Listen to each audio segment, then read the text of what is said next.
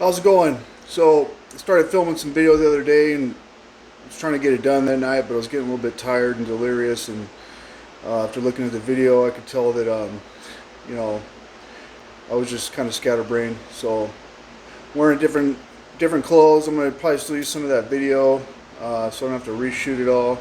So if it looks a little bit weird going one outfit to the other, it's because it's 2 different days, so it's a couple days later now. So anyway, I'm going to try to get some video of using this press here, cutting some more of these keychain blanks out, so that way you kind of get a little bit, hopefully get a better angle of it. From Lux Leather.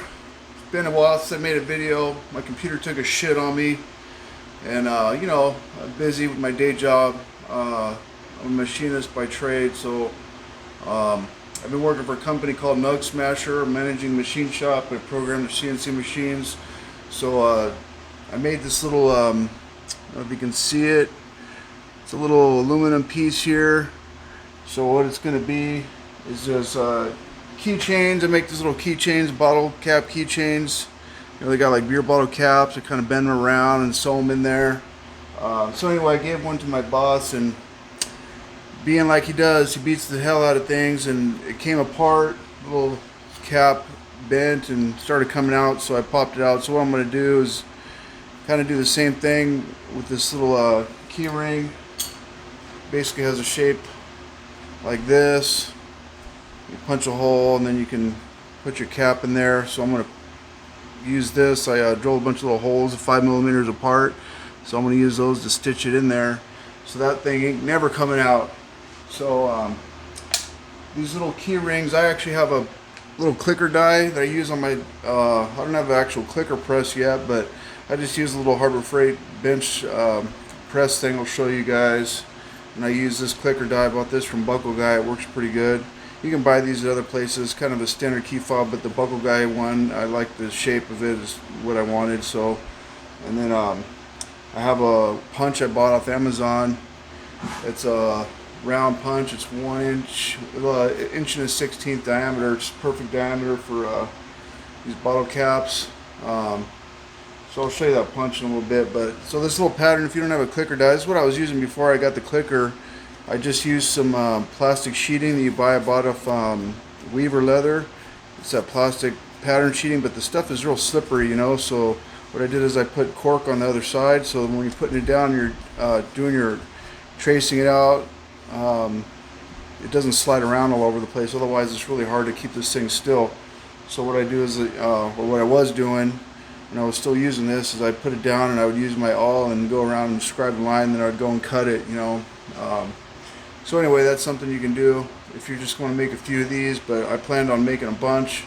And cutting leather is like one of the most time-consuming things, so that's why the clicker dies and presses can save you a lot of time if you're planning on trying to do leather work and make a profit at it, But I got into this as more of a hobby, but I figured, it could be kind of expensive, so if I could sell some stuff and kind of subsidize my hobby so it wasn't making me lose money, then that would be good. So it's been alright. I can't really support myself on it, but maybe someday. But really, that wasn't the point of me getting into it. I got into it because I wanted to, learn how to work with another medium. I work with metal mostly in my day job, but I know how to work with wood and different things. So I like to build stuff. So I figured leather would be cool to incorporate into projects. So that's kind of why I got into it. And anyway, it's turned into like a little side business.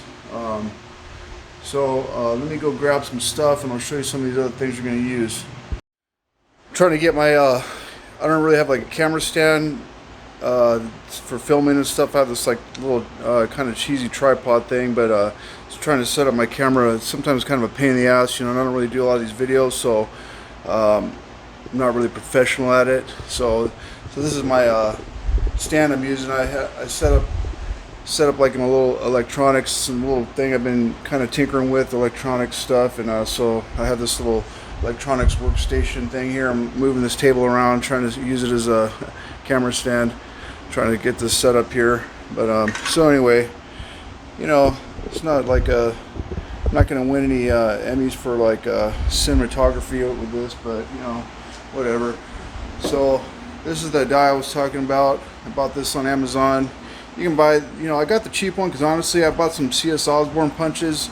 And the last several I bought were, you couldn't, you know, punch a hole in a fucking paper bag with the things. You know, unfortunately they're, you know, they're made in USA, but the quality's crap. You know, I had to sharpen them to get them to cut because they wouldn't punch shit.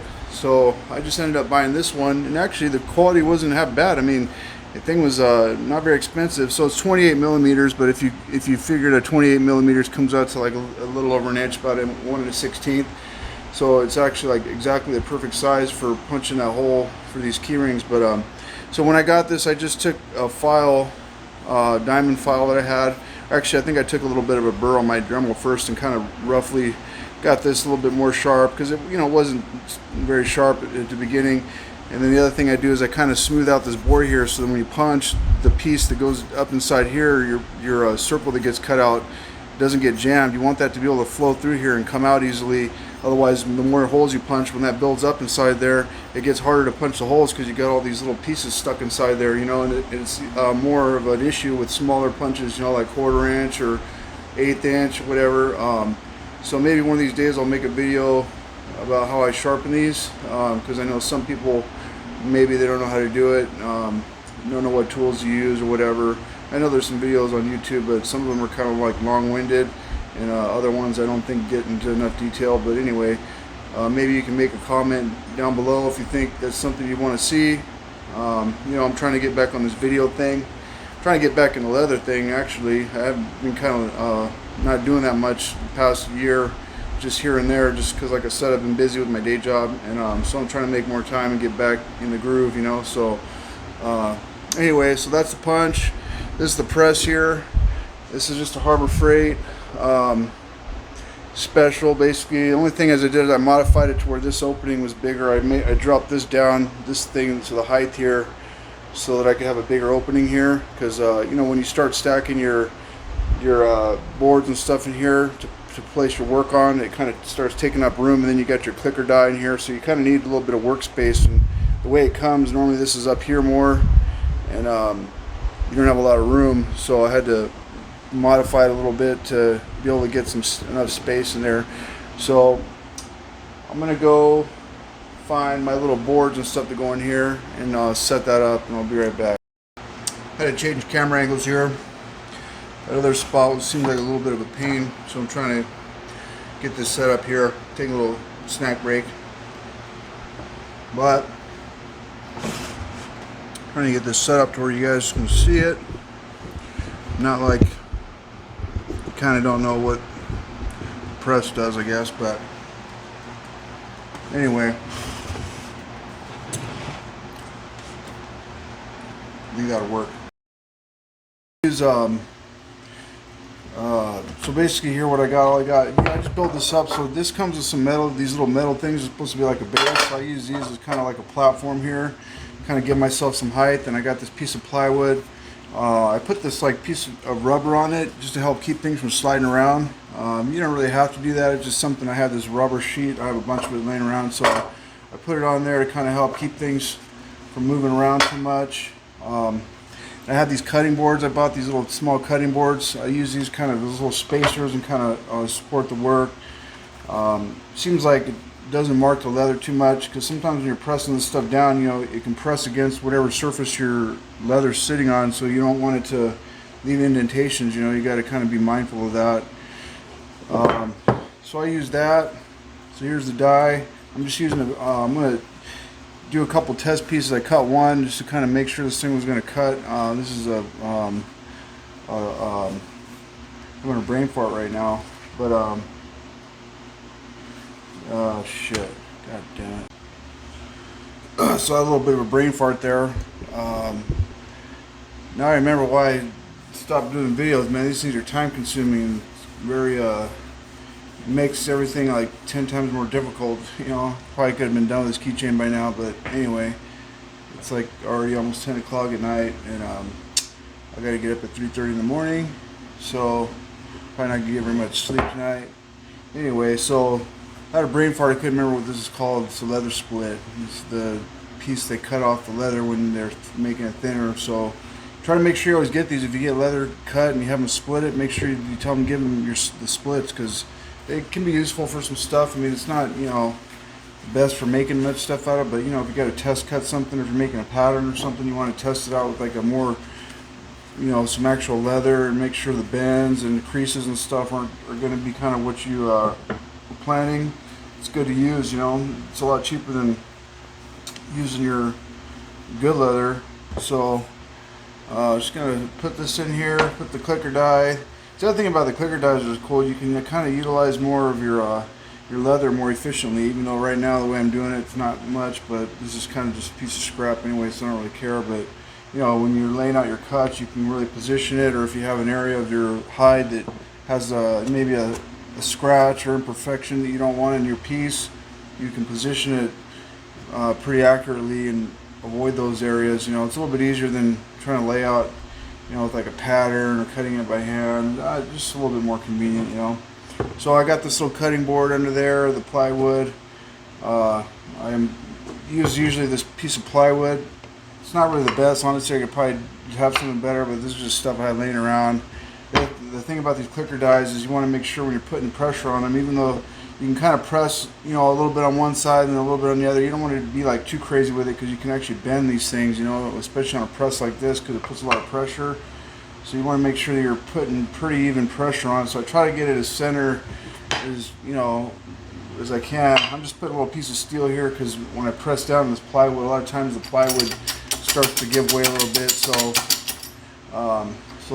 you know, nothing fancy. So crank this thing down. That's another reason I build it up here, so that I don't have to crank this thing so much. So I try to get this close to where the stroke of this thing is kind of near the top as much as possible. Usually saves me some cranking. So normally when this thing cuts through, you kind of hear it. I don't know if that's where the term, well, I guess clicker came from the machines or the knives they used to use, but anyway, it makes a little bit of a clicking sound when it goes through. You kind of hear it, and you'll feel it a little bit when it goes through. I don't know if you can hear that or not. It kind of goes through there. So you usually got to have a little knife handy, because even though these cut out most of the way, sometimes they don't cut all the way through, and you got to take your knife and cut it out all the way. So anyway, I'm going to go grab a piece of leather, and we're going to cut it out.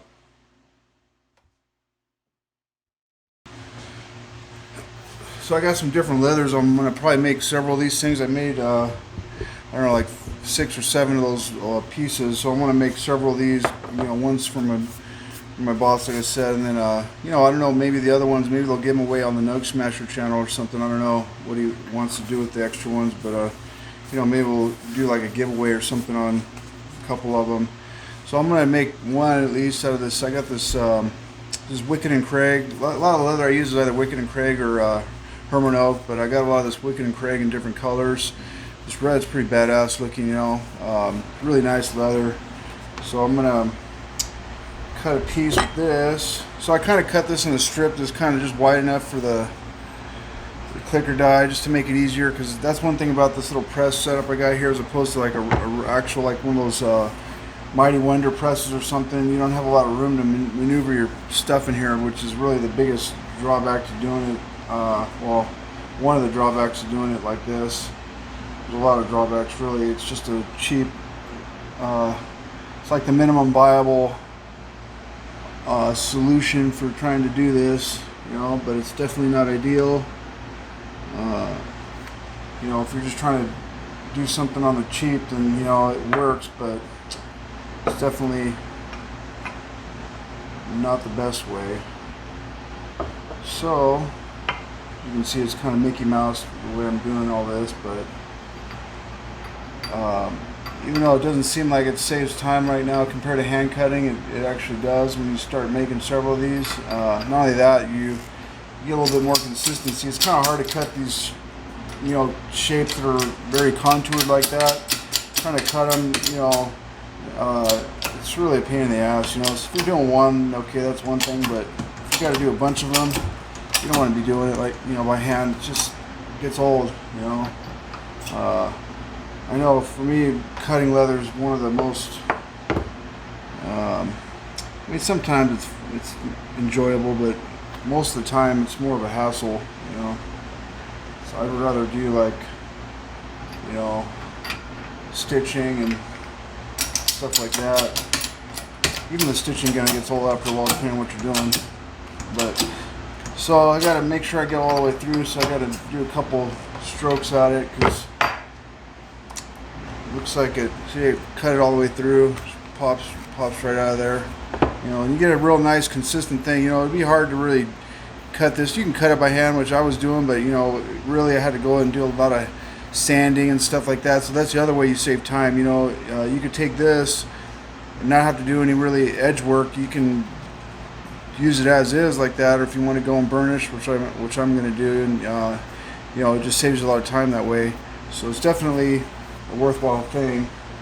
So I'm going to cut a couple of these guys out while I got this up here, and get on to the next step.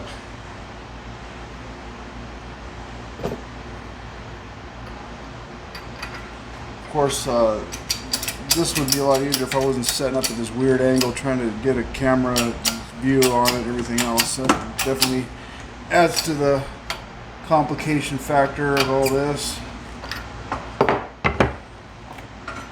There, you see that? Nice and easy money.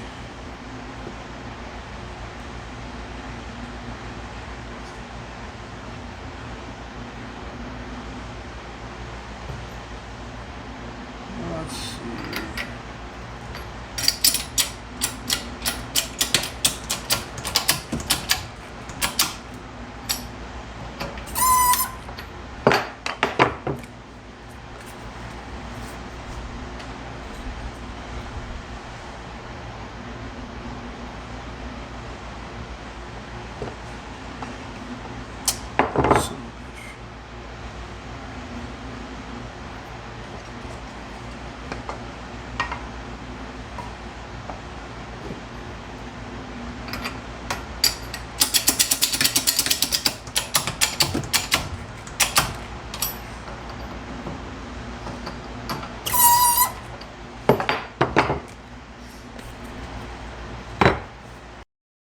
Figured I'd see what I'm doing over here with the cutting. I'm just laying it out here on the table, my cutting table. Got a big table set up. It's good to have a big flat area for cutting your leather. I mean, that's one thing that, you know, you really need a pretty good amount of space to do this leather work. I mean, you know, it's a real hassle trying to cut leather if you're all cramped. I mean, I've seen people work in these little cramped areas, but you know, I got a 4x8 sheet. I put it on a table and I covered it with this cutting mat stuff. You know, put some adhesive on there. It really makes a big difference, especially if you got a you know, a side of leather or a whole hide or something. You can just roll it all out on the table and kind of see what you got and figure out how you want to cut it up into more manageable pieces. But you know, you can't do that on like a little small workbench. You know, otherwise, you know, really you're gonna probably waste leather and stuff that way, because you're gonna not cut it as accurately and as efficient as you want. So I'm just trying to use this and space it out here. Just kind of eyeballing. I got this upside down on leather. I'm not putting it with the cutting side down so I don't scratch the leather up. So I just kind of position this so I can see how wide of a strip I need, just to make it more manageable for putting inside that press. So I love this little, I love my Olfa knives. If you can't tell, these things are awesome. You know, I know some people like those expensive fancy knives and sitting there sharpening them and all that stuff. I still strop these things, you know, even with the new blades, but they're so much faster. I mean, you know, if you're in the middle of working on something, you don't want to have to stop and go sharpen your damn knife. And you know, plus some of those knives, you know, they're really expensive. You know, it's kind of, I don't know. To me, it's more of a status thing with all these people. Same with some of those punching irons that people use. You know, this brass ones. It's like, brass is like the most terrible material for something you're going to be hammering on. You know, it's a soft metal. It deforms easily. So I would never buy a punch made out of brass. You know, these people that buy those things are just, you know, it's marketing wank. You know, and they look cool, but really they're not good for beating on. You know, unless you want something that's flimsy that's not gonna last. You know, I'd rather have something made out of steel. You know, that's why. You know, that's all I use is try to use steel for the material. So this stuff here is pretty badass. I got this from Rocky Mountain Leather Supply. It's Italian. Can't remember the name of the tannery. One of those Concerta, whatever, something something. Can't pronounce it. I look like I could speak Italian, but I don't. Alright, that's enough of ink. Got that one, got a green one, and got some of this, this one's got the milled, it's got the milled texture on it. It looks pretty nice, it feels really nice. Feels good in your hands. Alright, let's go cut this stuff. Okay. I'm probably not going to do too much editing on this video. It's been kind of like a little bit raw, I think, because it's been a while since I've used the video editing software, and I'm probably going to suck at it again. So it took me a while just to get to where I was a year ago, and I haven't really used it now. So I'm going to be very rusty at it. So I'm probably not going to. I'm going to do the minimal editing possible in this video. So it might be a little bit rough, but you know. I don't think you guys are necessarily here for, you know, Hollywood production. Pretty much, if you're anything like me, you're sick of all the fucking assholes in Hollywood anyway.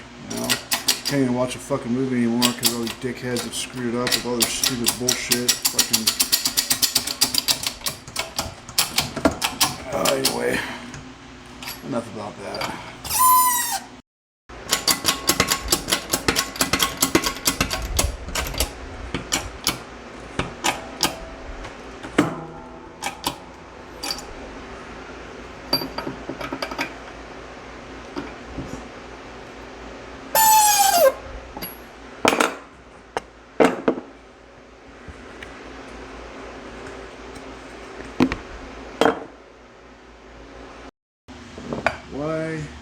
Where the hell is my damn knife? In my pocket? No? Son of a bitch.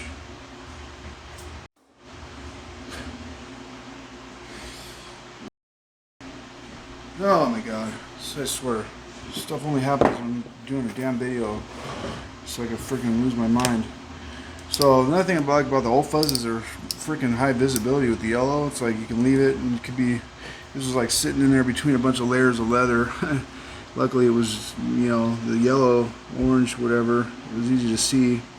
So what's cool about this, even if you don't cut all the way through, you got a guide, you know, it punches most of the way through, but like I said, that's the only downside too, doing it this way. You don't have a real even pressure. So sometimes the punch is not, you know, cutting as evenly as it could. You know, it might be pushing more on one side, so then it's lifting here. That's what I was saying too, you got to be careful if you overdo it and whatever you're using as support is not stable and it's flexing, you might bend this thing, you know. Even though this thing's pretty heavy duty, I mean, you can definitely bend it if you put enough pressure on it at the wrong angle. So I want to get a real clicker with this here.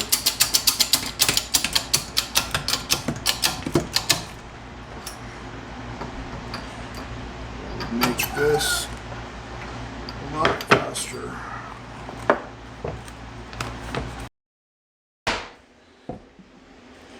So, didn't quite go all the way through, so I'm gonna a couple more taps.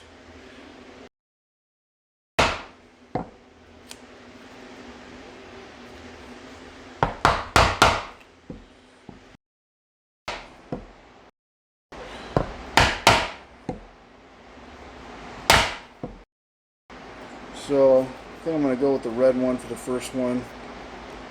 So, see, it looks pretty cool. Logo in there. I would have taken it along, but honestly, this is like taking fucking forever right now. So I want to try to get this thing done. So I give it to him tomorrow. So sometimes I'll take like 220 sandpaper, lightly hit the edges. Depends on how clean of an edge it is, but it's cut pretty good. So I'm just going to take some Tokenol right now and smooth it on the edges here. So just going to smooth that on. Try not to get it on the face of the leather because sometimes it will alter the shade a little bit if you don't want it to do that, or if you plan on putting anything else on the leather after, you definitely don't want to get it on there because it can affect the way the finish will absorb. So I just used regular canvas. I think I actually got one of those drop cloths from Harbor Freight. This big, one of those big painting drop cloths, and I just have it and I just cut pieces out of it. It's one of the best ways to get a nice edge. So really no huge trick to it. It's just a little bit of time and effort. You know, you just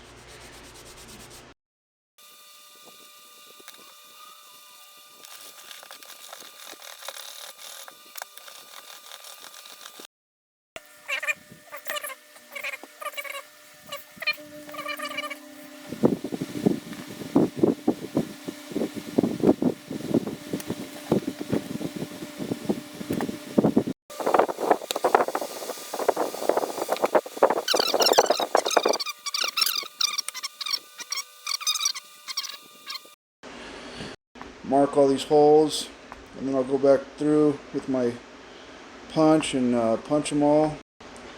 Obviously something like this is not really something you would do for like something you're trying to sell, because I'd probably have to sell these damn keychains for $100 each or something, you know, with all the amount of work that goes into it. But this is a gift for somebody. It's kind of like a, you know, not like I'm making a ton of these, which most of the leather work I do is usually kind of, you know, one piece. I don't do a lot of production, at least not at the moment, you know. So a lot of the stuff I do is just little custom things for people. So, you know, if you added up all the hours you work on some of these projects, you're really probably making like $2 an hour on some of this stuff, you know. People don't realize like how much time and labor goes into a lot of this stuff, you know. You see leather items that are, you know, $100, $200, $500, whatever it is, you know, and they're like, oh, that's expensive, but, you know, you got to see like how much time goes into some of this stuff, you know. It's you know, people got to make a living, you know. If someone's trying to do this for a living, you know, you got to, it's not easy, you know. So that's why this is my side thing, you know, because I'd be homeless if I was doing this for a living.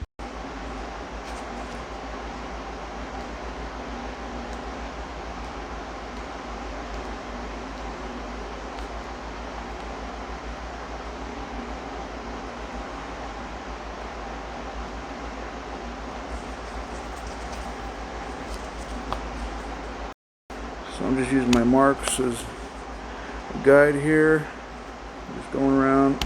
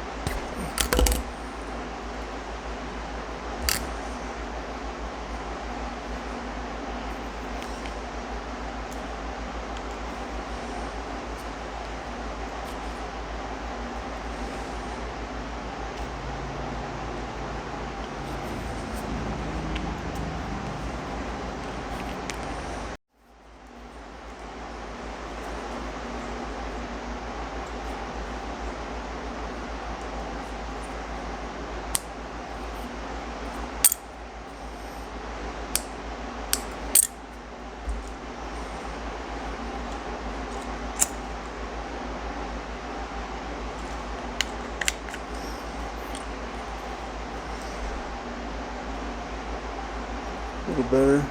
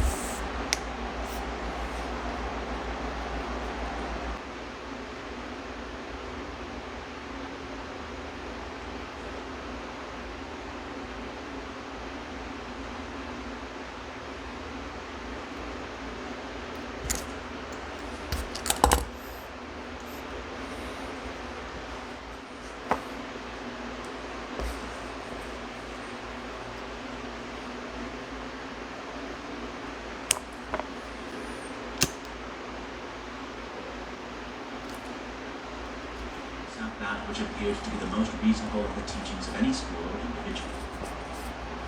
From this practice, however, arose a pseudo-broad-minded Oriental school flourished in Alexandria during the 1st century of the Christian era. Only 2 names stand out in connection with it: Apollonius of Tyana and Moderatus of Gades. Neo-Pythagoreanism